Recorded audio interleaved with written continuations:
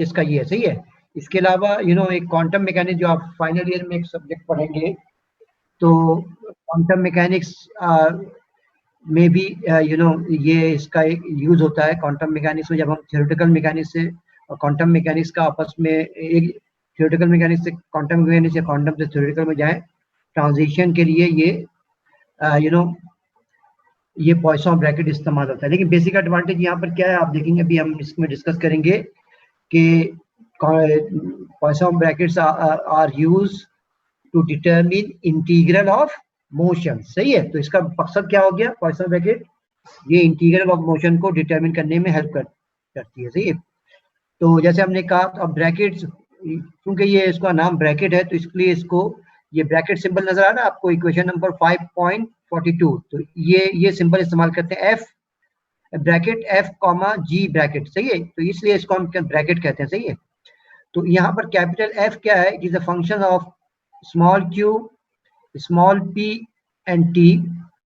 तो small Q और small P को हम जनरलाइज कैनोनिकल वेरिएबल्स भी कहते हैं। सही है, तो कैपिटल एफ जो है, they are function of generalize coordinate Q and generalized momentum and time. Similarly, capital G is also depend on QPT. सही है, तो F और G जो है, कैपिटल F और G, they are two functions which depends on Q, P and T.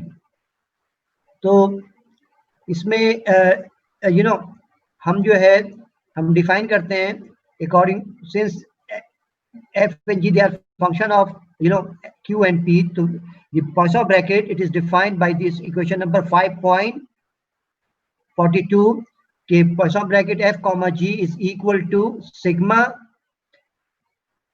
we are taking summation over J.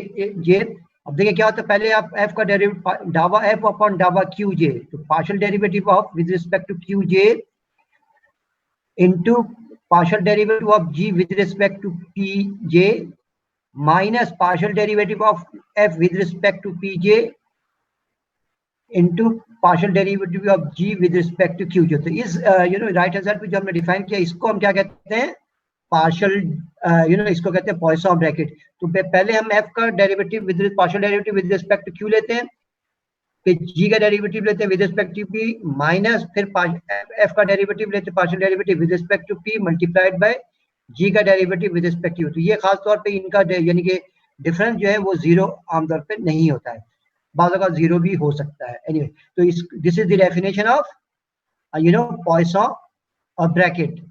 सही है, तो पॉइसन ब्रैकेट हम इस तरह से डिफाइन करते हैं।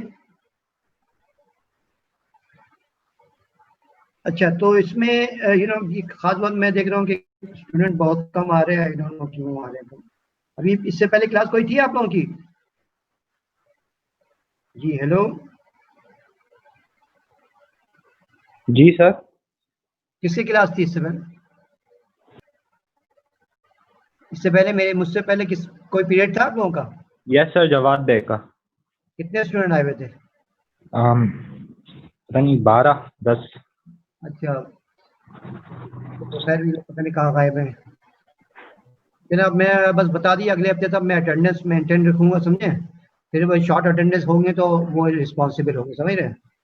सही है सर। क्योंकि इस तरह से करेंगे तो देखें आप लोग जो है इतना इजी ले रहे हैं। खैर एनीवे, तो ये 5.42 जो है, ये आपके पास क्या है, डेफिनेशन है किसका, पॉइसन ब्रैकेट का। तो ब्रैकेट सिंबल से इस्तेमाल करते हैं, तो Poisson bracket it is the bracket F comma G is defined by the right hand side of equation number 5.42.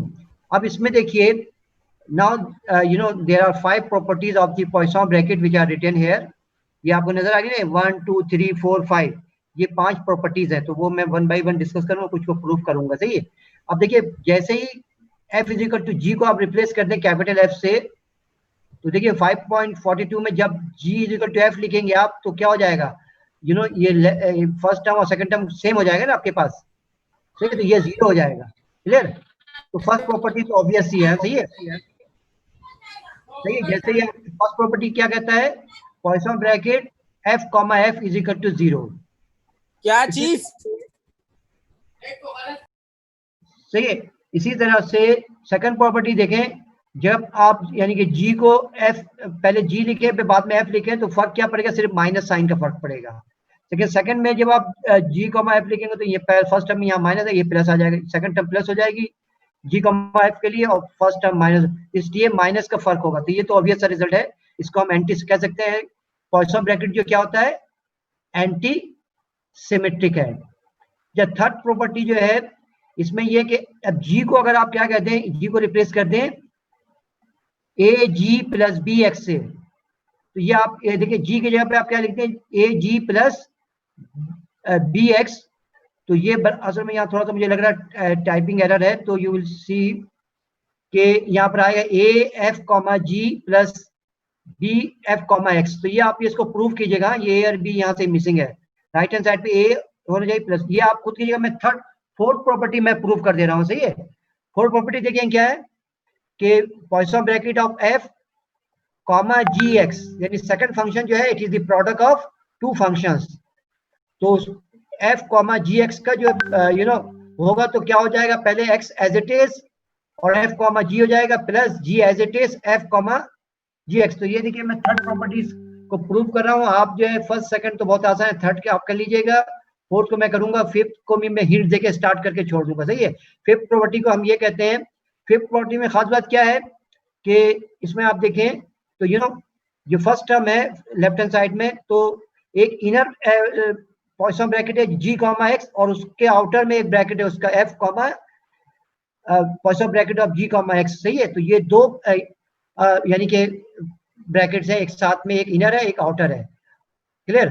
तो इसमें देखें कि F comma G X G X comma F plus X F comma G is equal to 0। तो ये fifth property इसको हम कहते हैं जैकोबी आइडेंटिटी कहते हैं इसको, है इससे हम कहते हैं जैकोबी आइडेंटिटी। तो ये इसके जो है इसके मैं इसको अपने थोड़ा सा फोर्थ प्रॉपर्टी को मैं प्रूव कर रहा हूँ, थर्ड प्रॉपर्टी आप वैसे कर लीजिएगा फोर्थ की तरह जैसे होगा। फिफ्थ का भी मैं फर्स्ट टर्म को मैं इवेल्युएट करके बता दूंगा, आप सेकंड और थर्ड टर्म आप करेंगे फिर इसका सम लेंगे तो वो आ जाएगा। तो अब मैं वन नोट में मैंने ये बनाया है नोट्स, तो जस्ट नहीं हाँ, बल्कि लेट्स सी, अब मैं थोड़ा सा मूव करूंगा, स्लाइड चेंज कर रहा हूँ, सॉरी। अच्छा ये शेयर न्यू में गया मैं, हाँ अब देखिए वो बुक से मैं अब आ रहा है आपको पास एक वर्ड फाइल आ रही है? Yes sir. अच्छा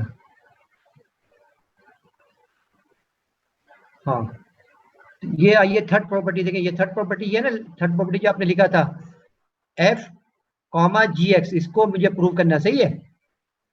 ये मेरी राइटिंग में नजर आ रहा है ना, ये आपके पास ये क्लियर। तो लेफ्ट हैंड साइड में आपके पास क्या है, तो एफ कॉमा जी एक्स का पॉइसन ब्रैकेट है। तो according to the definition of 5.42 आप क्या करेंगे, पहले लिखेंगे सिग्मा जे, पहले एफ का डेरिवेटिव लेंगे विद रिस्पेक्ट टू क्यू जे, फिर सेकंड फंक्शन जो जी एक्स है उसका derivative with respect to P J लिया, minus partial derivative of F with respect to P J, partial derivative of G X with respect to Q जे, सही। तो ये जो अपने according to the definition of Poisson bracket हमने जो है यहाँ पर ये इसके इक्वल हो गया, क्लियर, सही है। तो अब देखिए ये तो फर्स्ट फैक्टर जो फर्स्ट टर्म में डावा F upon Q J as it is. अब यहाँ पर आप डेरिवेटिव ले रहे हैं जी एक्स का with respect to P J, तो we will apply product rule of differentiation, product theorem इस्तेमाल करेंगे। तो क्या करेंगे आप, X as it is partial derivative of G with respect to P plus G as it is partial derivative of x with respect to P J, clear. ये बात आपने G X का partial derivative with respect to P J ले लिया तो दो terms आ गए आपके पास, सही है। फिर माइनस डावा एफ अपॉन डावा P J as it is, फिर यहाँ पे दोबारा आप जो डावा जी एक्स का derivative with respect to Q J आप लेना है, तो एक्स एज इट इज डावा जी अपॉन डावा Q J plus G as it is डावा एक्स अपॉन डावा क्यू जे, क्लियर। तो आपने प्रोडक्ट रूल ऑफ डिफरेंशिएशन दोनों जगह पे यहाँ पे अप्लाई कर दिया। अब क्या करेंगे आप, जो ये जो टर्म है राइट हैंड साइड को, इसको एक्सपेंड करते हैं, ये इससे मल्टीप्लाई हो जाएगा, सही है, ये मल्टीप्लाई हो रहा है। फिर डबा एफ अपॉन डबा क्यू, ये पहले फर्स्ट टर्म से मल्टीप्लाई होगा, फिर सेकंड टर्म से। तो फर्स्ट टर्म से मल्टीप्लाई किया तो देखिए मैंने इसको रीअरेंज करके लिख दिया, पहले एक्स को मैंने पहले लिखा, और एफ का derivative with respect to Q J, फिर जी का derivative with respect to P J, फिर plus G as it is, डबा एफ अपॉन डबा क्यूजे प्लस डबा, सही है। इसी तरह से माइनस इसको इस टर्म से इसको ये फैक्टर है इससे मल्टीप्लाई कर दिया, तो ये आपके पास आ गया। अब आप गौर से देखें राइट हैंड साइड जो हमारे पास आई है, अब इसमें देखें फर्स्ट टर्म और थर्ड टर्म को कंपैरिजन करें, सही है। फर्स्ट टर्म और थर्ड टर्म में तो x कॉमन है, इन दोनों टर्म्स में x कॉमन है, तो x आपने जब बाहर ले लेंगे तो क्या रह जाएगा, डबा एफ अपॉन डबा क्यू जे डबा जी अपॉन डबा पी जे माइनस डबा एफ अपॉन डबा पी जे इंटू डबा जी अपॉन क्यू जे। तो it will be Poisson bracket of f comma G हो जाएगा। फर्स्ट टर्म और थर्ड टर्म को कंबाइन करें तो x कॉमन आ गया, और बाकी जो पार्शियल डेरिवेटिव का जो प्रोडक्ट्स है वो बता रहा है f कॉमा जी है। इसी तरह सेकंड टर्म और फोर्थ टर्म में g कॉमन है, उसको आपने बाहर निकाल लिया। बाकी जो दो पार्शियल डेरिवेटिव वाले जो फैक्टर्स हैं, डबा एफ अपॉन डबा क्यूजे डबा जी अपॉन डबा पीजे माइनस डबा एफ अपॉन डबा पीजे इंटू डबा जी अपॉन डबा एक्स अपॉन क्यूजे, तो ये क्या हो गया f कॉमा एक्स। तो इस तरह से देखा आपने थर्ड प्रॉपर्टी मैंने प्रूव कर लिया। क्लियर जी जनाब, सही है जी, हेलो। तो इस तरह से हमने थर्ड प्रॉपर्टी जो है पॉइसन ब्रैकेट का प्रूव कर लिया। तो थर्ड प्रॉपर्टी क्या कहता है, Poisson bracket f comma G X it is equal to x F G plus G F X. तो एक प्रोडक्ट थ्योरम की तरह से ही है, प्रोडक्ट रूल ऑफ डिफरेंशिएशन की तरह ही है। अब आइए फिफ्थ प्रॉपर्टी जो था, जो कि जैकोबी आइडेंटिटी है, उसके लेफ्ट हैंड साइड पे जो फर्स्ट टर्म है वो मैं कैलकुलेट करूंगा, सही है। तो क्या था, मैंने कहा था फर्स्ट टर्म जो है ये है कि Poisson bracket f comma Poisson bracket g comma x, फिर पॉइसन ब्रैकेट, तो ये दो ब्रैकेट्स हैं, एक इनर ब्रैकेट है g कॉमा x और एक आउटर ब्रैकेट है, इसका इनिशियल f है, और दूसरा फंक्शन जो है खुद पॉइसन ब्रैकेट है, सही है। तो अब इसको हम कैसे एक्सपेंड करेंगे, क्लियर। इसी तरह से आप सेकंड टर्म और थर्ड टर्म को अलग अलग आप इसको एक्सपेंड करें। तो अब मैं now I will expand first term, ये क्लियर। फर्स्ट टर्म आपके पास क्या है, फर्स्ट टर्म को हम जो है डेफिनेशन के मुताबिक इसको हम एक्सटेंड करेंगे।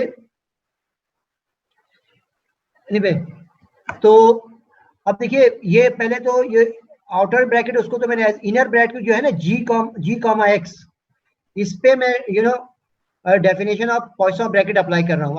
आई will expand this Poisson bracket G comma X. तो अकॉर्डिंग टू द डेफिनेशन देखें तो ये क्या हो जाएगा, ये इनर ब्रैकेट है G comma X, it will be equal to डबा जी अपॉन डबा क्यू जे डबा एक्स अपॉन डबा पी जे माइनस डबा जी अपॉन पी जे डबा एक्स अपॉन डबा पी जे। तो ये ब्रैकेट हो गया, सही है। तो ये आपने जो इनर पॉइसन ब्रैकेट था इट वाज एक्सटेंडेड, सही है, डेफिनेशन के तहत आपने इसको एक्सटेंड कर दिया। अब यहाँ पर जो मेरे पास राइट हैंड साइड पे है ना, अब हम ये अज्यूम करेंगे ये कैपिटल एफ एक फंक्शन है, और ये सिग्मा वाली जो पूरी पार्शियल डेरिवेटिव वाली टर्म है वो एक समझिए जी एक फंक्शन है। इज इट क्लियर जी, सही है। सेकंड जो है ये पूरा जो सिग्मा के साथ जो आपके पास सिग्मा के साथ जो दो टर्म का सम में सब डिफरेंस है, इसको पूरे को हम सेकंड फंक्शन के तौर पे लेंगे, और वही फॉर्मूला बेसिक फॉर्मूला हम पॉइसन ब्रैकेट का लगाएंगे। तो पहले तो फर्स्ट टर्म आपने ले लिया डबा एफ अपॉन डबा क्यू जे, फिर आप you are taking partial derivative with respect to P J of this sigma terms, ये दो टर्म्स का आपने डेरिवेटिव लेना। अभी मैंने सिर्फ डबा अपॉन दिस डेरिवेटिव लिख दिया, फिर माइनस डबा एफ अपॉन डबा पी जे, फिर डबा upon Q J of this second functions which is difference of these functions, clear. तो ये मैंने इसको सेकंड जो कॉमा के बाद सिग्मा है, इसको मैं एक फंक्शन के तौर पे ले रहा हूँ which is the difference of this expressions. तो इसको आपने अलग अलग वो जो बुनियादी डेफिनेशन है उसके तहत आपने इसको एक्सपेंड कर दिया। अब मैं क्या करूंगा, ये जो राइट हैंड साइड पे ये जो यहाँ ये है, इसको मैं ये डावा अपॉन ये फर्स्ट फैक्टर है तो ये असल में इसका मैंने डेरिवेटिव लेना किसका, डावा जी अपॉन डावा क्यू जे, डावा एक्स अपॉन पीजे का डेरिवेटिव लेना विद रिस्पेक्ट टू पीजे लेना, क्लियर। तो मैं क्या करूंगा यहाँ पर भी प्रोडक्ट रूल अप्लाई करूंगा। प्रोडक्ट रूल इस तरह से अप्लाई करूंगा कि मिसाल के प्रोडक्ट रूल लेके इस तरह अप्लाई करूंगा, पहले डावा एक्स अपॉन डावा पीजे एज इट इज, फिर आपने डावा जी अपॉन क्यू जे का डेरिवेटिव लिया विद रिस्पेक्ट टू पीजे, तो ये सेकंड पार्शियल डेरिवेटिव हो जाता है, इसलिए मैंने डावा स्क्वायर जी अपॉन डावा पीजे डावा क्यू जे हो गया, ठीक है। फिर प्लस डावा G upon Q J as it is, फिर डावा एक्स अपॉन पीजे का derivative with respect to P J लेंगे तो डावा स्क्वायर एक्स ओवर डावा स्क्वायर पीजे स्क्वायर हो गया, सही है। फिर इसी तरह से ये जो पीजे के लिहाज से सेकंड टर्म जो नेगेटिव टर्म है तो माइनस है तो माइनस लिखा, और डावा एक्स अपॉन डावा इट इज क्यू जे है ये एज इट इज लिखा, और इसका डेरिवेटिव विद रिस्पेक्ट टू पीजे लिया आपने, डावा जी अपॉन डावा पीजे का derivative with respect to P J लेंगे तो ये क्या हो जाएगा, डावा स्क्वायर जी अपॉन पीजे स्क्वायर। तो इस तरह से आपने देखा कि यहाँ ये जो आपके पास फर्स्ट टर्म था ये ये चार मुख्तलिफ टर्म्स में तब्दील हो गई है, सही है। फिर इस पे वही u इंटू वी का फॉर्मूला आपने, क्योंकि दोबारा फिर जब इसको डावा जी अपॉन डावा एक्स का डावा जी अपॉन डावा P G as it is लिखेंगे, फिर इसका डेरिवेटिव लेंगे पीजे से, तो ये आपके पास चार टर्म है। इसी तरह से यहाँ पर माइनस डावा अपॉन, तो यहाँ दोबारा डावा जी ओवर क्यू जे और डावा एक्स अपॉन पीजे का derivative with respect to Q J लेंगे, तो डावा X upon P J as it is, यहाँ पर ये डावा था, जस्ट अ मिनट, एनीवे ये थोड़ा सा यहाँ पर सही है। तो यहाँ पर ये डावा पीजे है, ये यहाँ पर क्या है, डावा पीजे, तो इस पे वही u इंटू वी का फॉर्मूला लगाएंगे, तो इससे दो टर्म्स आएंगी। पहले आपने डावा एक्स अपॉन डावा पीजे का आपने एज इट इज लिखा, फिर डावा जी अपॉन डावा क्यू जे का derivative with respect to Q J लेंगे तो डावा स्क्वायर जी, फिर इसको यहाँ से दो टर्म्स आएंगे आपके पास ये इस तरह से मैंने इसको एक्सपेंड कर दिया, क्लियर।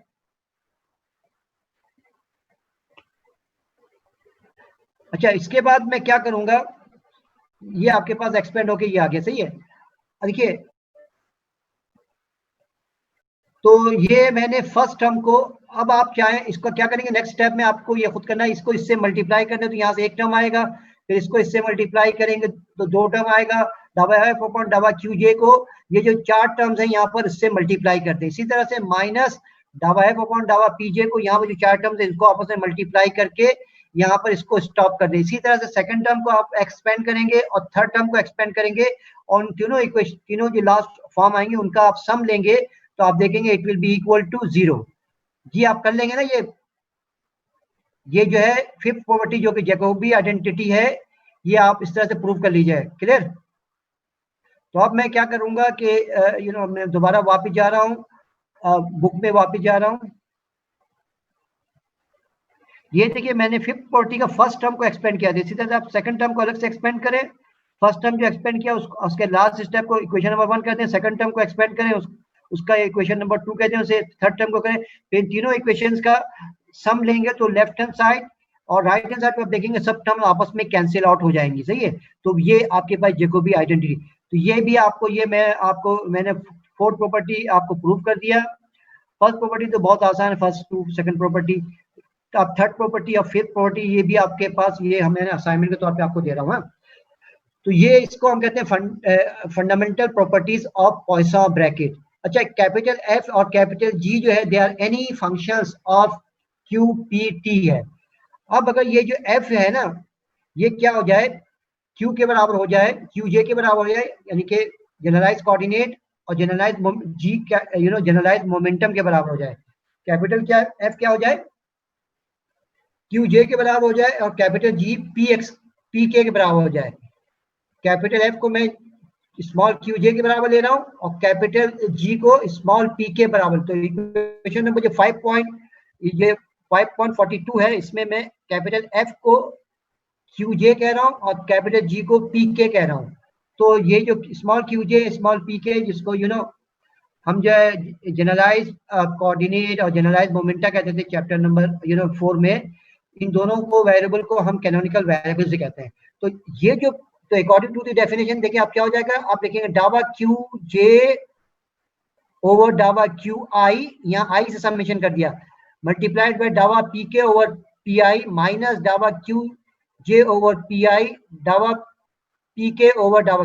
अब चूंकि क्यू आई क्यू जे ये सारे क्या होते हैं, इंडिपेंडेंट कोऑर्डिनेट्स होते हैं, तो डावा क्यू जे अपॉन डावा क्यू जे अपॉन डावा क्यू आई, ये तो या तो जब j इज इक्वल टू आई होगा तो ये 1 होगा, अदरवाइज ये 0 होगा।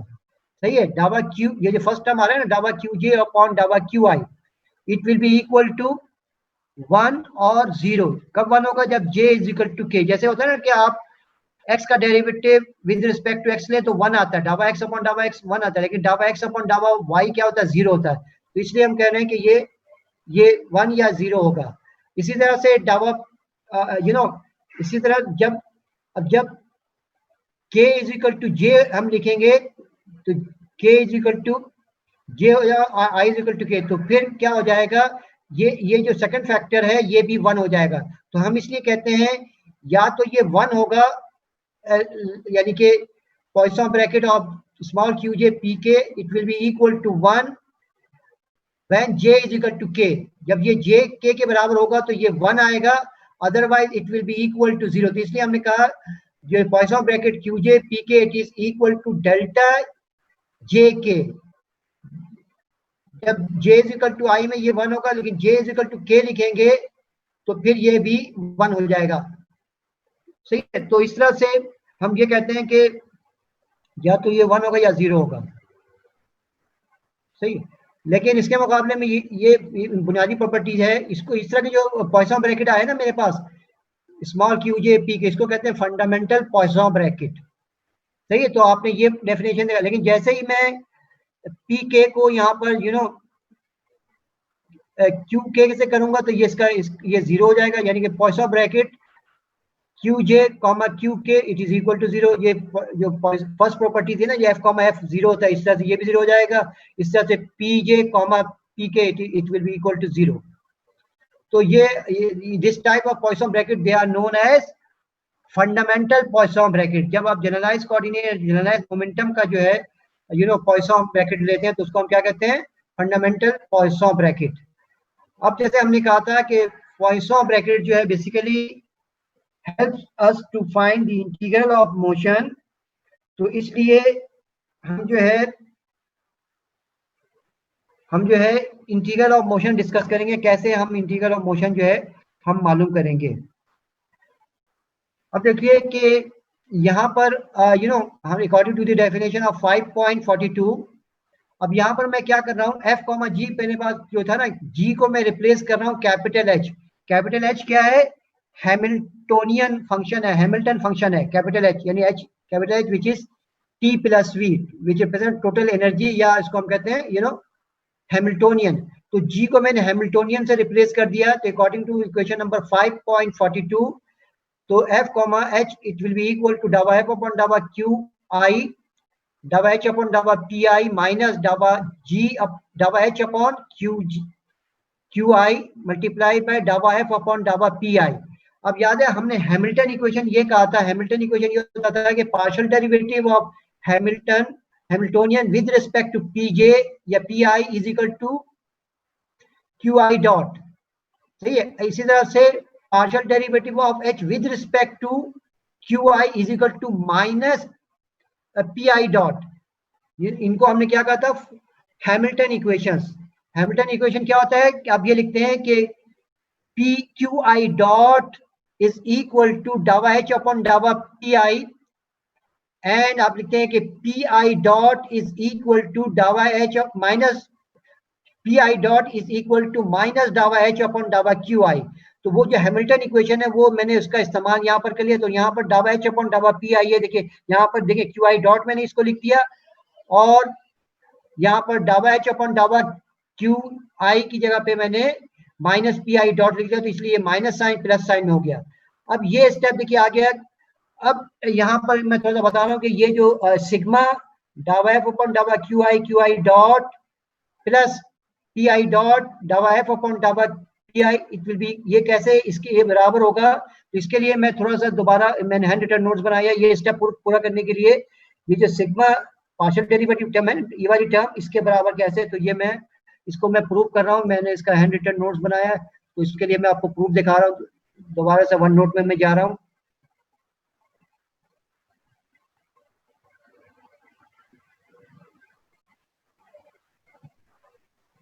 हाँ, इसके लिए प्रूफ देखें, देखिए एफ जो है कैपिटल एफ क्या फंक्शन है, q I P I t का फंक्शन है, सही है। तो डी एफ किसके बराबर होगा, total differential partial derivative of F with respect to Q i, d q i लिखेंगे आप, प्लस डावा एफ अपॉन डावा p i d p i, plus डावा एफ अपॉन डावा टी डी टी। ये जैसे मैंने कहा ना, आप जानते हैं ना कि when z is equal to f of x y, तो आप लिखते हैं d z is equal to डावा एफ अपॉन डावा एक्स डी एक्स प्लस डावा एफ अपॉन डावा y d Y.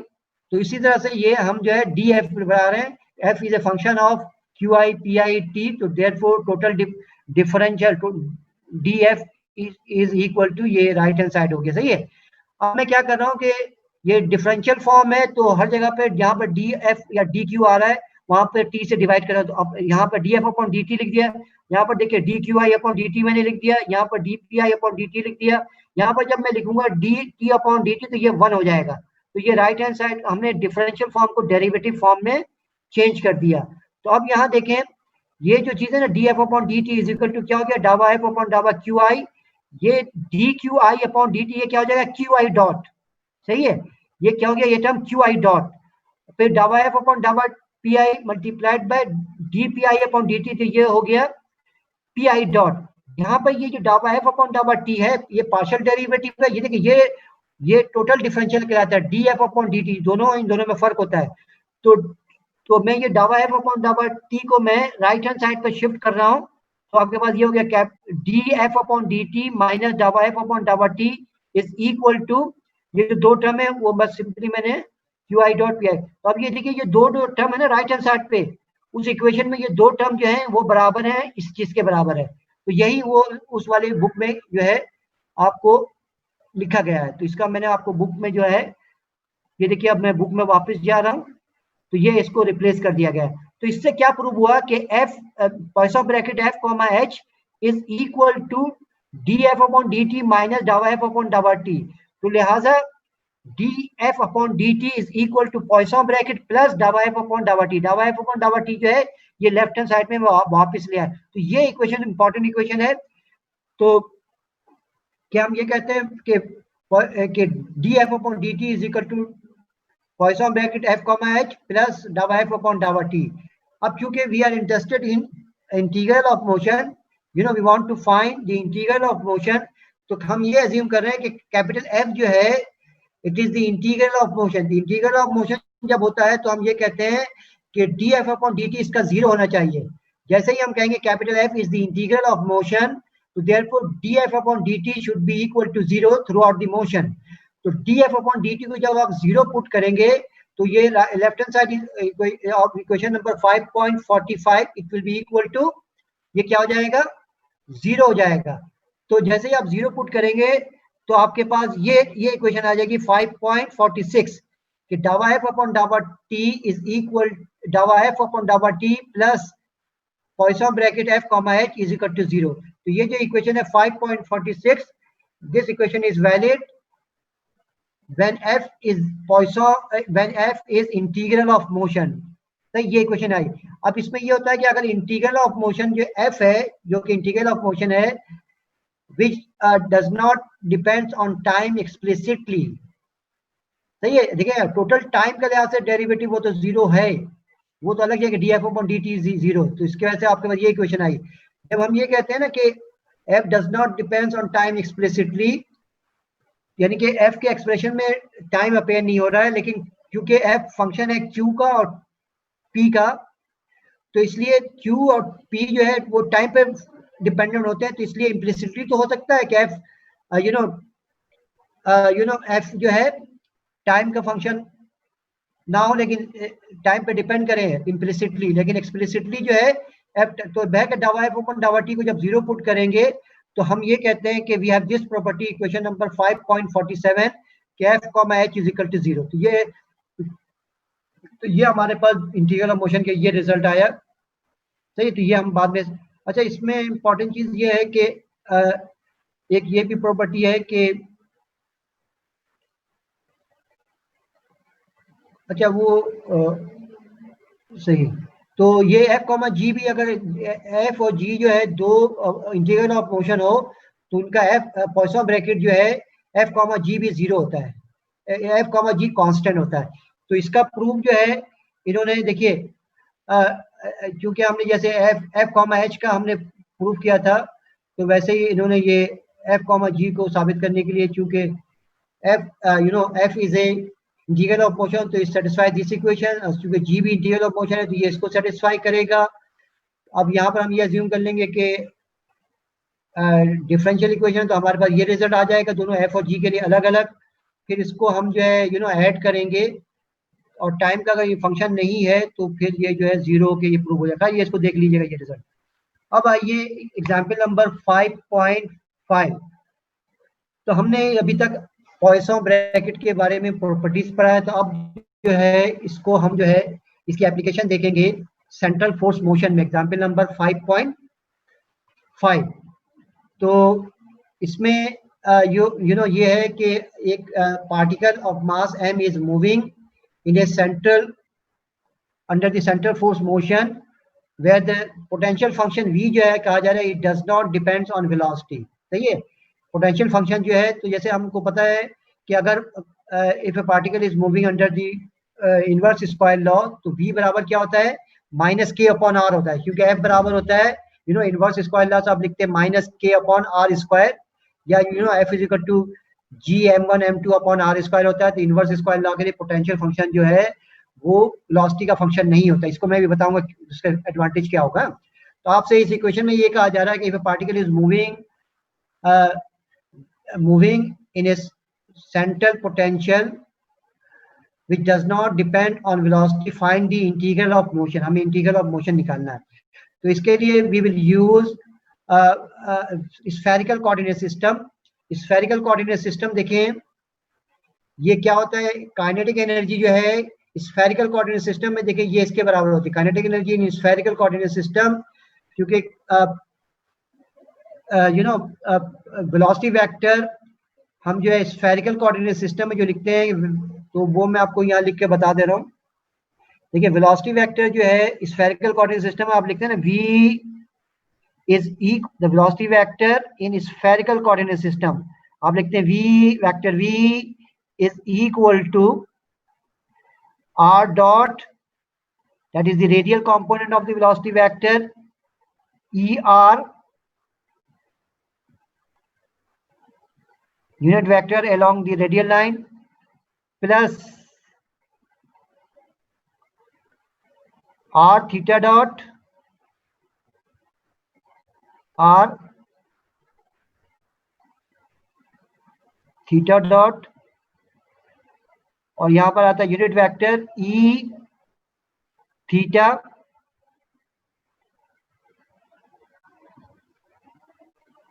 Plus r sin theta। So this is the velocity vector in spherical coordinates। तो ये पहले भी एग्जाम्पल वैसे हमने इस्तेमाल किया था, लेकिन फिर दोबारा से मैंने ये आपको लिख दिया। ये क्या होता है, velocity component in spherical coordinate system. जैसे कार्टेशियन में तो आपको पता है वेलोसिटी वेक्टर क्या होता है, x dot i plus y dot j plus z dot k, लेकिन स्फेरिकल कोऑर्डिनेट सिस्टम में वेलोसिटी वेक्टर एक्चुअली ये होता है। अब देखिए काइनेटिक एनर्जी क्या होता है, हाफ एम वी स्क्वायर, तो यहाँ से आर वी स्क्वायर निकालेंगे तो देखिए ये हो जाएगा r dot square plus r square theta dot square plus r square sine square theta. सही है, और फाइव डॉट स्क्वायर, सॉरी यहाँ पर एक ये भी आएगा, जस्ट ये थोड़ा सा यहाँ लिखना भूल गया हूँ, 1 मिनट। यहाँ पर जो है ना ये आता है फाइव डॉट, ये है वेलोसिटी वेक्टर है। तो देखिए पहले आ गया v स्क्वायर है, तो ये आपके पास r डॉट स्क्वायर, ये तो ना x dot square plus y dot square plus z dot square, तो r डॉट है यहाँ पे, तो r डॉट स्क्वायर हो गया plus r square theta dot square plus r square sine square theta five dot. तो ये बहर क्या काइनेटिक एनर्जी हो गई। अब लेकिन आपको मालूम है कि लैग्रांजियन जो होता है वो क्या किसके बराबर होता है, एल माइनस वी के बराबर होता है, सही है, लैग्रांजियन। अच्छा, एल माइनस वी होता है, l is equal to t minus v. अब चूंकि अब देखिए यहाँ पर कह दिया गया है कि एल वी जो है वी का v does not depend on velocity. इसके माने क्या है, v is not a function of r dot theta dot phi dot. इसके माने ये होता है जब आप कह रहे हैं v does not depend on velocity, तो इसके माने क्या है कि v is a function of only r theta phi, सही है, आर थीटा फाई का फंक्शन है लेकिन r dot theta dot phi dot का फंक्शन नहीं है। जब मैं एल का डेरिवेटिव विद रिस्पेक्ट टू मिसाल के तौर पे वेलोसिटी वेक्टर वेलोसिटी लूंगा r dot theta dot phi dot, तो डावा एल अपॉन डावा Q i j dot will be equal to डावा टी अपॉन डावा क्यू जे, फिर माइनस डावा वी अपॉन डावा क्यू जे डॉट लिखूंगा, लेकिन क्योंकि वी जनरलाइज वेलोसिटी का फंक्शन नहीं है तो इसका डेरिवेटिव 0 हो जाएगा। तो इसलिए ये यहाँ पर देखिए ये लिखा गया है अकॉर्डिंग टू चैप्टर नंबर 4 कि P J is equal to डावा एल अपॉन डावा क्यू जे डॉट होता है, और it will be equal to डावा एल अपॉन डावा क्यू जे डावा टी अपॉन डावा क्यू आई डॉट, सही है। तो अब यहाँ से देखिए टी की वैल्यू आपको मालूम है। अब जब यहाँ पर जे को आप आर लिखेंगे तो आप लिखेंगे p r is equal to डावा टी अपॉन डावा आर डॉट। अब जब डावा टी अपॉन डावा आर डॉट यहाँ से निकालेंगे, आर डॉट स्क्वायर का डेरिवेटिव विदाउट लेंगे तो ये 2 आर डॉट हो जाएगा, 2 से 2 कैंसिल होकर बाकी सेकंड टर्म की और थर्ड टर्म की डेरिवेटिव 0 होगा जब आर डॉट से लेंगे। तो ये आपके पास सिंपली हो जाएगा p r is equal to M r dot. इसी तरह से जे को जब थीटा लिखेंगे तो यहाँ लिखेंगे P theta is equal to डावा टी अपॉन डावा थीटा डॉट। तो यहाँ से थीटा डॉट स्क्वायर का डेरिवेटिव 2 थीटा है तो ये आर स्क्वायर थीटा डॉट आ जाएगा, इसलिए P theta equal to M R square theta dot आ जाएगा, सही है। इसी तरह से आप जे को जब फाई लिखेंगे तो p phi is equal to डावा टी अपॉन डावा फाई डॉट, तो फाई डॉट का डेरिवेटिव यहाँ पर 1 आ जाएगा, तो इसलिए ये आपके पास सिंपली क्या हो जाएगा, यहाँ से m are square sine square phi dot. अब देखिए यहां से आप क्या करें, आर डॉट की वैल्यू क्या हो गई, पी आर अपॉन एम, वो ले आके टी में आप सब्स्टिट्यूट कर दें तो ये क्या आर डॉट स्क्वायर है तो ये क्या हो जाएगा p r square upon m square, सही है।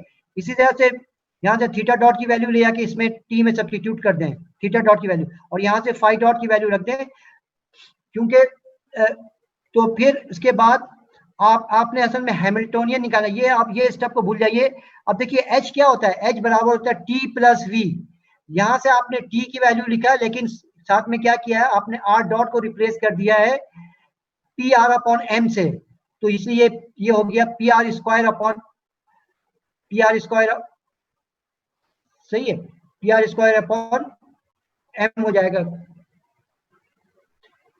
समझ। असल में तो ये होगा p r square upon m square, लेकिन ये एक एम से कैंसिल होकर आपका 1/2m आपने बाहर लिख लिया है। फिर इसके बाद ये बातें क्लियर, यहाँ थीटा डॉट को आपने रिप्लेस कर दिया p theta upon m are square से, तो इस तरह से ये चीजें आ जाएंगी। तो इस तरह से ये कैपिटल टी हो गया, ये वी हो गया, तो इससे आपने एच मालूम कर लिया। अब आपने क्या करना है कि तो एच इज इक्वल टू क्या हो गया आपके पास, ये इसके बराबर है h is equal to this thing. अब इसमें ये कहा जा रहा है कि अगर आप क्योंकि वी कैपिटल वी जो है आर का फंक्शन नहीं है, क्या कहा जा रहा है, एक मिनट, तो वेलोसिटी v जो है it depends on r only. आपको जैसे मैंने बताया इनवर्स स्क्वायर लॉ से v जो है किसके बराबर होगा, माइनस के अपॉन r, तो ये r का फंक्शन है। अब ये प्रूफ करना होगा कि p theta comma h it will be equal to, ये किसके बराबर होगा, 0 के बराबर होगा। अब ये क्यों कहा जा रहा है देख लिए, अकॉर्डिंग टू द डेफिनेशन, मैं थोड़ा सा लिख के आपको बता रहा हूं, जस्ट अ मिनट। अब देखिए ये इसको मैं एक्सपेंड कर रहा हूं कि अकॉर्डिंग टू, ये लेफ्ट हैंड साइड को मैं एक्सपेंड कर रहा हूं, तो आप according to the definition of Poisson bracket आप लिखेंगे it is equal to sigma partial derivative of वैसे तो आप लिखेंगे पी थीटा डावा अपॉन क्यू जे, सही है। फिर partial derivative of h with respect to Pj. So basically I am using the definition of Poisson bracket 5.42. ये आपके पास P है, Pj माइनस Pj का डेरिवेटिव आपने लिया, P का डेरिवेटिव आपने लिया, सॉरी ये P है, आपने P का डेरिवेटिव आपने लिया विद रिस्पेक्ट टू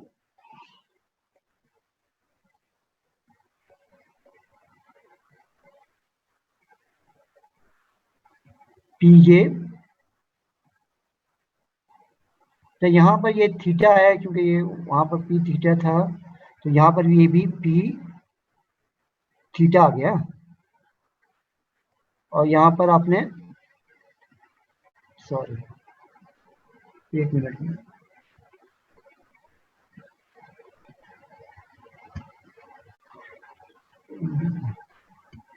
एक मिनट,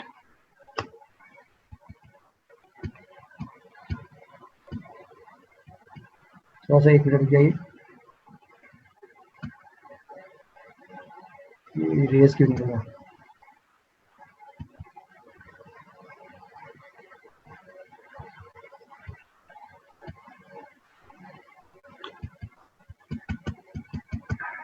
एक मिनट है।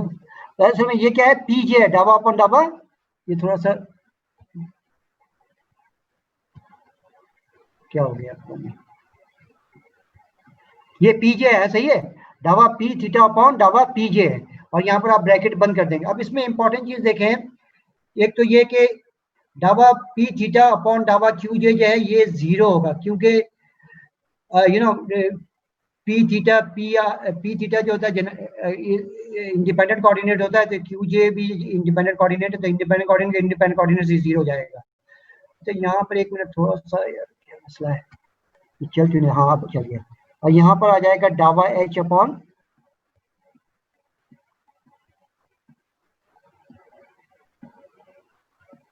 ये हो जाएगा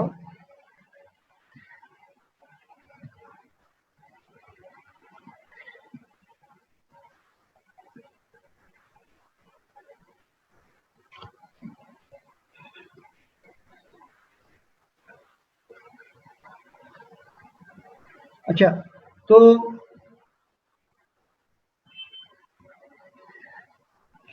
चूंकि अब हमें मालूम है कि डावा पी थीटा अपॉन डावा पी जे, जो ये पी जे है, तो ये तो या तो 1 होगा, हाँ, लेकिन डावा एच अपॉन डावा क्यू जे, याद कीजिए ये जो है ये क्या होता है कि इट इज हैमिल्टन इक्वेशन के मुताबिक it is equal to minus P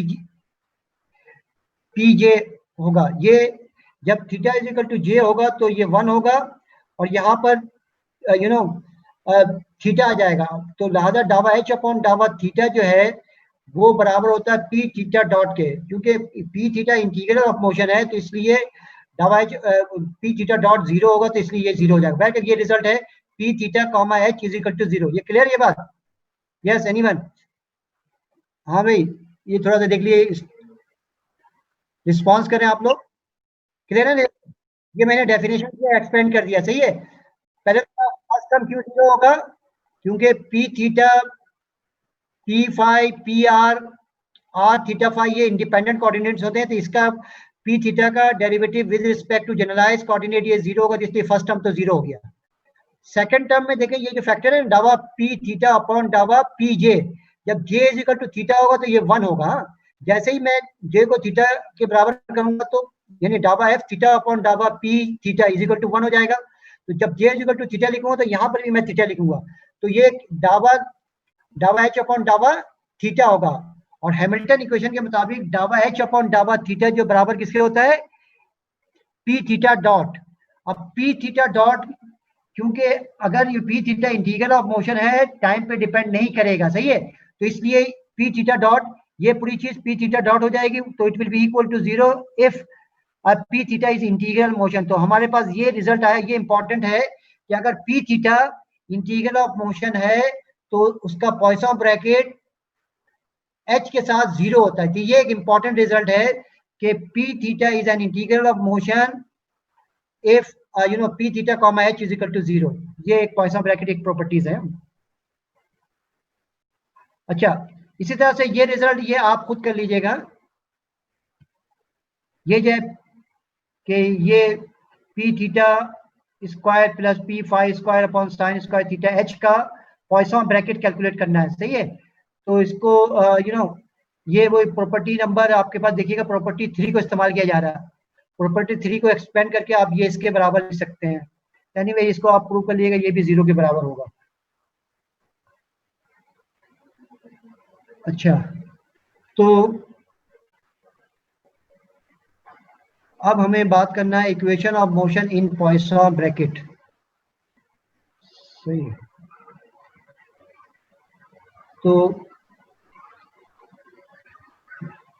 equation of motion of Poisson bracket जैसे भी हमने अब देखिए मैं क्या कर रहा हूं कि equation of motion in Poisson bracket में, तो जो मेरे पास जो equation number 5 equation number Poisson bracket की जो डेफिनेशन है, तो उसमें क्या कर रहा हूं मैं, कैपिटल एफ को स्मॉल क्यू के बराबर कह रहा हूं, कैपिटल जी को एच के बराबर कह रहा हूं, ठीक है। तो according to the equation number 5.42 q j h is equal to आपके पास इसके बराबर हो गया। फिर इस पे हम इक्वेशन नंबर 5.37 हैमिल्टन इक्वेशन डाबा अभी बताए थे, डाबा एच अपॉन डाबा पी जे किसके बराबर होता है, क्यू जे डॉट के बराबर होता है। किसके बराबर होता है? अच्छा, यहाँ पर देखिए क्या कहा जा रहा है, अब चूंकि डाबा यहाँ पर देखिएगा सेकंड मिडिल टर्म में डाबा क्यू जे अपॉन डाबा क्यू के, जब जे इज इक्वल टू के होगा ना तो ये 1 होगा, सही है। जे इज इक्वल टू के होगा तो ये 1 होगा, ये तो 1 हो जाएगा। तो इसलिए ये सिंपली क्या आ जाएगा, डाबा एच अपॉन डाबा पी जे माइनस डाबा क्यू जे अपॉन पी के, ये 0 हो जाएगा। जे की वैल्यू कुछ भी हो, क्योंकि क्यू जे और पी के इंडिपेंडेंट कोऑर्डिनेट्स होते हैं, तो इनका आपस में पार्शियल डेरिवेटिव 0 होगा, तो इसलिए सेकंड टर्म तो 0 हो जाएगा। तो आपके पास फर्स्ट टर्म सिंपली क्या रह जाएगा, क्योंकि ये तो डाबा क्यू जे अपॉन डाबा q k it is equal to 1 when j is equal to k, तो इसलिए मैंने जे पी के की जगह पे यहाँ पर देखिए जे रख दिया। और हैमिल्टन इक्वेशन के मुताबिक डाबा एच अपॉन डाबा पी जे जो बराबर होता है क्यू जे डॉट, सही है। इक्वेशन नंबर 5.37 हैमिल्टन इक्वेशन, डाबा एच अपॉन डाबा P J is equal to Q J dot, ऐसा से होता है कि P J dot is equal to minus डाबा एच अपॉन डाबा क्यू जे। ये हैमिल्टन इक्वेशंस हैं। तो इससे आपने क्या प्रूव कर दिया कि P J comma H Poisson bracket P J comma H is equal to P dot J, P J dot, सही है। तो ये इंपॉर्टेंट इक्वेशन है, इक्वेशन नंबर 5.50। ये क्या कहता है कि आप जब हम पॉइसन ब्रैकेट लेंगे जनरलाइज मोमेंटम और हैमिल्टन का, तो वो Poisson bracket it will be equal to time derivative of Poisson bracket. ये इंपॉर्टेंट रिजल्ट है, सही है, कि Poisson bracket between P J and H is equal to P J dot. तो ये इसको हम कहते हैं, these are the equation of motion in Poisson bracket, क्योंकि टाइम डेरिवेटिव आ रहा है तो इसलिए इसको हम क्या कहते हैं, इक्वेशन ऑफ मोशन इन। तो ये एक इक्वेशन इंपॉर्टेंट इक्वेशन आ गई है आपके पास।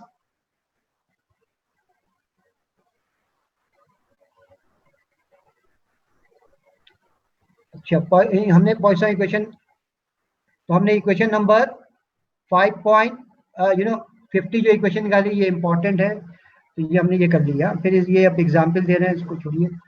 अब आइए canonical invariance of Poisson bracket से क्या माने हैं, सही है। तो बल्कि आज मैं इसको यहीं पे स्टॉप कर रहा हूँ, टाइम हो गया है। तो आज कितने स्टूडेंट आए, टोटल 9 स्टूडेंट आए थे। एनीवे कोई क्वेश्चन पूछना तो इंशाल्लाह नेक्स्ट क्लास में ये जो बस ये टॉपिक मुझे करना है, ये खत्म हो जाएगा। इसमें आपको ये अभी क्वेश्चन में 5.6 5.7 ये अगली क्लास में ये सब मैं कराऊंगा। 5.6 बस 5 ये एग्जाम्पल मुझे कराना है। 5.6 को मुझे एग्जाम्पल को कराना है। टाइम अगर करा दूं क्या ताकि चैप्टर ही खत्म हो जाए? हेलो, नहीं सर, टाइम हो गया। करा देता हूँ। अभी एक तो देखिए ये अब इसमें क्या कहा गया है कि show that the following integration is canonical.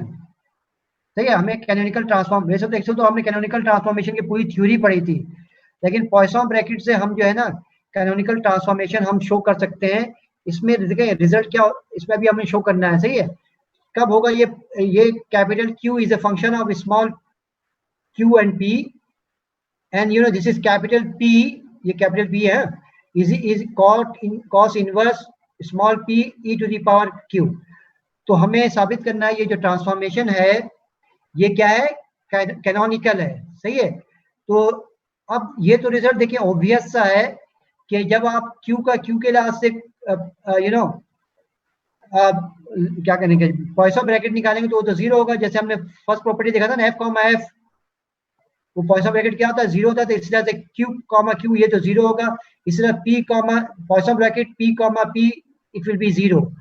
अब इसके बाद हमें ये निकालना है पॉइसन ब्रैकेट Q, P। तो हम ये Q, P जो है, अगर इसका पॉइसन ब्रैकेट निकालेंगे तो अकॉर्डिंग टू द डेफिनेशन, तो पॉइसन ब्रैकेट जो है it will be equal to डावा Q अपॉन डावा स्मॉल q। सही है, डावा कैपिटल P अपॉन डावा स्मॉल p माइनस डावा Q अपॉन डावा p, डावा कैपिटल P अपॉन डावा Q। सही है, मैंने सिंपली डेफिनेशन इस्तेमाल कर ली 5.42 इक्वेशन को, एफ जी की जो डेफिनेशन है वो मैंने यहाँ पर लगा दिया। अब यहाँ से आप क्या करेंगे, ये जो मुख्तलिफ चार पार्शियल डेरिवेटिव है, Q का partial derivative with respect to small q निकालें। ये जो Q एक्सप्रेशन दिया हुआ है ना, जैसे यहाँ पर Q है, इसका आप डेरिवेटिव लें, स्क्वायर रूट है ना आपके पास, तो इसका derivative with respect to Q लेंगे तो पहले तो आप पावर लॉ लगाएंगे ना, ये होल पावर क्या है, हाफ है, तो हाफ मल्टीप्लाई होगा और पावर रूल में क्या हो जाएगा, ये यू नो माइनस हाफ हो जाएगा। तो ये चीज देखें, ये आ गया, माइनस हाफ का नीचे आ गया। और फिर इनर फंक्शन का डेरिवेटिव लेंगे ना, ये क्लियर, ये बात मैं समझाऊं कैसे डेरिवेटिव लेंगे आप जी। हेलो, ये ले लेंगे ना आप डेरिवेटिव, जैसे होता है ना भाई, स्क्वायर रूट एक्स का डेरिवेटिव जब लेते हैं तो क्या होता है, हाफ आप लिखते हैं, या आप समझ लें स्क्वायर रूट एक्स का डेरिवेटिव लेंगे या एक्स क्यूब का डेरिवेटिव एक्स, तो इसमें पहले पावर के लिहाज से डेरिवेटिव लेते, पावर का डेरिवेटिव क्या हो जाएगा, हाफ पे होल पावर में ये हाफ है तो 1 से सब्ट्रैक्ट किया तो माइनस हाफ होगा। फिर इनर फंक्शन का डेरिवेटिव लेंगे आप, e to the power minus 2q का डेरिवेटिव लेंगे तो एक्सपोनेंशियल, आपको पता है डेरिवेटिव एक्सपोनेंशियल होता है, लेकिन माइनस 2q का डेरिवेटिव जो लेंगे 2q का, वो इट विल बी माइनस 2 होगा। तो ये हाफ जो है इस तरह से, ये डावा q अपॉन डावा स्मॉल q, तो ये बैग तमाम पार्शियल डेरिवेटिव आप इसमें कैलकुलेट करके इस फॉर्मूले में आप सब्स्टिट्यूट करते हैं। तो इसमें सब्स्टिट्यूट करेंगे ना, ये पार्शियल डेरिवेटिव, ये आप कर लीजिएगा, ये सिंपल पार्शियल डेरिवेटिव। तो इसमें आप देखेंगे जब इसमें आप सब्स्टिट्यूट करेंगे तो it will be equal to 1। तो ये इंपॉर्टेंट रिजल्ट है। अगर आप साबित कर दें कि capital Poisson bracket capital Q, P is equal to 1, तो वो जो कैनोनिकल ट्रांसफॉर्मेशन है वो क्या कहलाता है, उसको हम कैनोनिकल ट्रांसफॉर्मेशन कहते हैं। ये जो मेरे पास इक्वेशन थी, ये एक मेथड हुआ, when Q is equal to function of small q and small p and capital P is equal to function of small, तो अगर Q Poisson bracket capital Q और कैपिटल P का अगर आप साबित कर दें क्या है 1 के बराबर है, तो ये जो है पॉइसन ब्रैकेट को हम क्या कहते हैं, कैनोनिकल ट्रांसफॉर्मेशंस। अच्छा, इसमें अब चलें, ये चैप्टर यहाँ पर मैं इसको क्लोज कर रहा हूँ, पॉइसन ब्रैकेट पर। तो अब इसमें मैं आपको कुछ क्वेश्चन दे रहा हूँ जो अगले हफ्ते आपने असाइनमेंट के तौर पे मुझे सबमिट करना है। लास्ट टाइम मैंने क्वेश्चन नंबर 3 दिया था, याद है आपको, क्वेश्चन 3 दिया था। अब आ जाइए, बस ये चैप्टर में आज यहाँ पर इसको फिनिश कर रहा हूँ। ये देखिए क्वेश्चन 3 मैं आपको दे चुका हूँ। क्वेश्चन 3 मैंने कहा था, क्वेश्चन 3 तो आपको कह दिया था ना, यहाँ अभी जो मैंने एग्जाम्पल किया था यहाँ पर स्फेरिकल कोऑर्डिनेट सिस्टम में काइनेटिक एनर्जी दिया हुआ था ना आपको, सही है। अभी जो मैंने लास्ट एग्जाम्पल किया था, सेकंड लास्ट एग्जाम्पल, जहां पर t बराबर था m/2 r डॉट स्क्वायर, समझ रहे, वो जो मैंने अभी लिखा था kinetic energy velocity vector in spherical coordinate system, उसके लिए जो मैंने काइनेटिक एनर्जी जो एग्जाम्पल में दिया हुआ है उसको इस्तेमाल करें। और v यहाँ पर देखिए ये इसके बराबर है, सही है। तो इसके लिए आपने ऑब्टेन करना है कैनोनिकल इक्वेशन। तो ये आपने एग्जांपल नंबर 3 को आपने करना है। अब आइए ये देखिए कि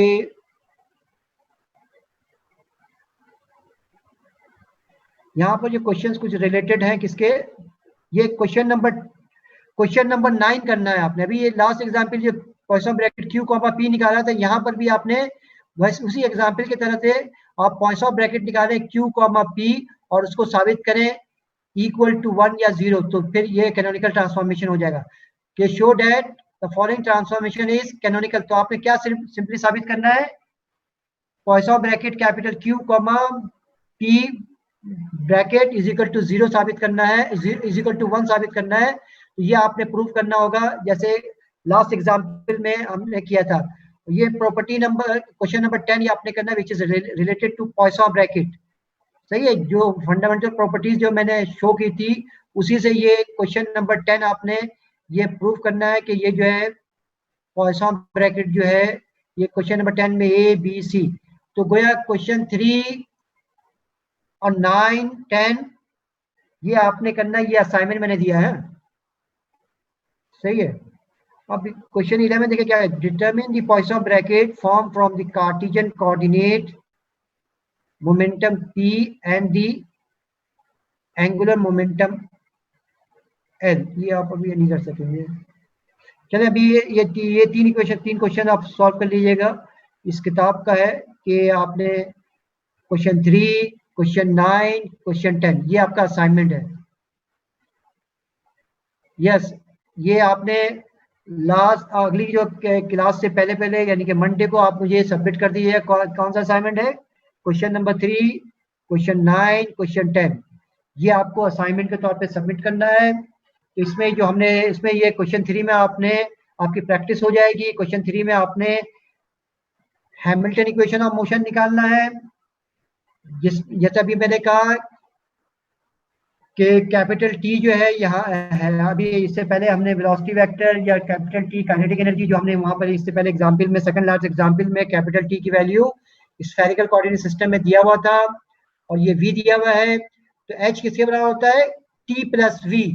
फिर उससे आप obtain the canonical equation of motion. ये क्या होता है कि डावा H अपॉन डावा Q I is equal to Pi dot minus Pi dot is डावा। तो ये दो इक्वेशन होती है, इसको सॉल्व करना है क्वेश्चन 3 को। ये सबसे पहला जो फर्स्ट एग्जांपल था 5.1 को फॉलो करते हुए और kinetic energy in spherical coordinate system इसके एग्जांपल में भी दिया हुआ था, उसको फॉलो करते हुए आपने क्वेश्चन 3 सॉल्व करना है और क्वेश्चन 9 को सॉल्व करना है और क्वेश्चन 10 को सॉल्व। ये तो ये आपका असाइनमेंट है। यस, अब बताइए एनी क्वेश्चंस ना। मैं आज एंड कर रहा हूँ, ये चैप्टर 5 भी एंड हो गया।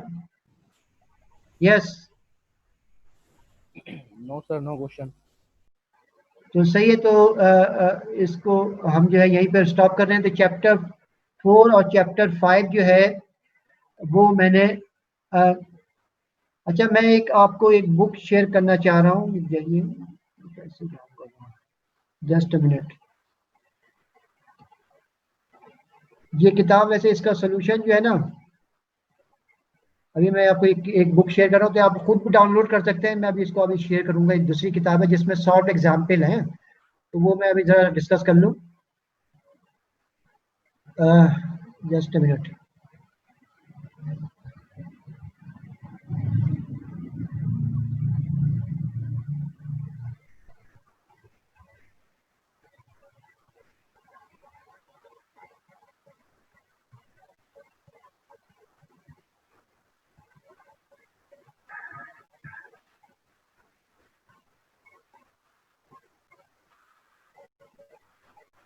अच्छा, ये किताब लिखी कोई आ रही है, क्लासिकल मैकेनिक्स सॉल्यूशन मैनुअल, ये लिखा हुआ आ रहा है एक्सक्यूज मी। यस सर, आ रहा है।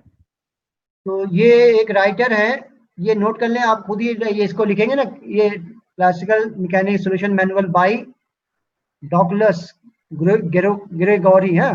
तो आपको इसका सॉल्यूशन आपको ये फाइल आ जाएगी, PDF फाइल है, वरना मैं भी कर दूंगा आपको अपलोड है। सही है, ये किताब है। अच्छा, इसमें खास बात ये है इस बुक में इसमें इसमें आप इसके चैप्टर 12 में जाएंगे। इसके चैप्टर 12 में जब हम जाएंगे ना, जैसे चैप्टर 12 कहाँ पर है, 429 पे, तो ये लैग्रांज इक्वेशन ऑफ मोशंस जो हमने पढ़ा ना, उसके सारे इसमें सोल्यूशन दिए हुए हैं, सही है। और इसी तरह से चैप्टर 14 में जाएंगे तो हैमिल्टन इक्वेशन जो है, तो चैप्टर 12 और चैप्टर 14 में जो जितनी भी सॉल्व एग्जाम्पल है वो आपके पूरे सिलेबस में शामिल होगा। Is it clear? तो ये मैं आपको सॉल्व एग्जाम्पल दे रहा हूँ, जैसे मैं आपको दिखा दे रहा हूँ चैप्टर, तो आपके पास चाव की किताब से जो मैंने एक्सरसाइज का दे रहा हूँ, और ये दो जो सॉल्व एग्जाम्पल हैं, इस किताब में बहुत सारे सॉल्व एग्जाम्पल हैं लैग्रांज इक्वेशन ऑफ मोशन में, चैप्टर 12 और चैप्टर 14, सही है। तो ये दो जो, ये बुक आप जो है खुद डाउनलोड कर ले। सर बुक नहीं खुल रही। ये हाँ, ये नहीं खुल रहा आपको? ये आपको नजर आ रहा है क्लासिकल मैनुअल? एक्सक्यूज मी, ये आपको नजर आ रहा है यहाँ पे लिखा? मेरे पास तो बुक अभी है सॉफ्ट कॉपी, ये वैसे इजीली डाउनलोड भी हो जाएगा ये किताब। हाँ, पीडीएफ फाइल इसकी मिल जाती है, classical mechanics solution manual by, आप ऑथर लिख देंगे ना, डॉकलस ग्रेगोरी, तो आपके पास ये इस किताब। तो इसमें खास बात ये है कि चैप्टर 12 में, देखिए चैप्टर 12 कहाँ पर है, मैं आपको दिखा देता हूँ। चैप्टर 12 है, आप ये मेल कर दें तो मैं सबको शेयर कर दूँ अगर आपके पास पड़ी सॉफ्ट कॉपी। हाँ चलिए मैं ये करता हूँ, इसको जो है ये मैं इसको कर लेता हूँ, सही। तो ये मैं इसको आपको व्हाट्सएप में मैं खुद ही अटैच कर, या आपकी ईमेल आईडी है? एक मिनट आप हाँ, मैं ईमेल आईडी आपको व्हाट्सएप पे सेंड कर देता हूँ। आप साइन करें, मैं भी अटैच करके भेज देता हूँ। ठीक है।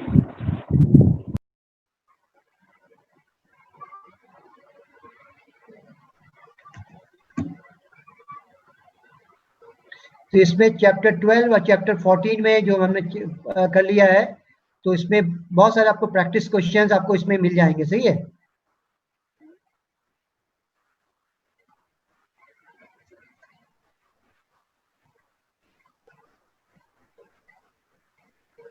आपने कहाँ पर भेजा मुझे?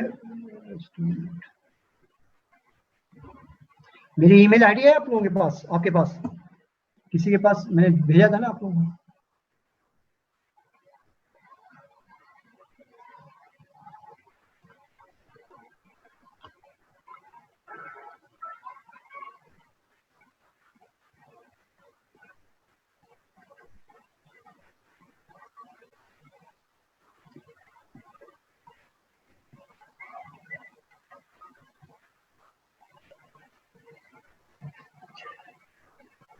तो एनीवे मैं अभी सेशन खत्म करके ये आपको भेज देता हूँ, सही है? सही है सर। नहीं, मैं आपको ये भेज दूंगा, ये बुक भेज दूंगा। तो इसमें चैप्टर 12 और चैप्टर 14 में फिर हो सकता है मैं सिलेक्टेड मार्क भी कर दूं, बहुत सारे क्वेश्चन दिए तो आपकी इसकी प्रैक्टिस हो जाएगी। हमने जो चैप्टर 4 चैप्टर 5 जो चाव की किताब से किया है, इसमें और भी आपको इसमें हो सकता है कुछ तो वही हो जाए जो आपने उस किताब में भी कर लिया, लेकिन और भी बहुत सारे दूसरे आपको बहुत सारे इसमें क्वेश्चन जो है आपको पूरे एक्सरसाइज, तो आपकी सारी ये प्रैक्टिस निकल हो जाएगी, सही है। तो ये मैं आपको अभी ये किताब जो हो सकता है वो व्हाट्सएप ग्रुप पे ही अटैच कर दूंगा। तो मैं अभी करता हूँ इसको, अभी मैं क्लास बंद कर रहा हूँ। सही है, ओके है, क्लास को स्टॉप कर रहा हूँ, सही है।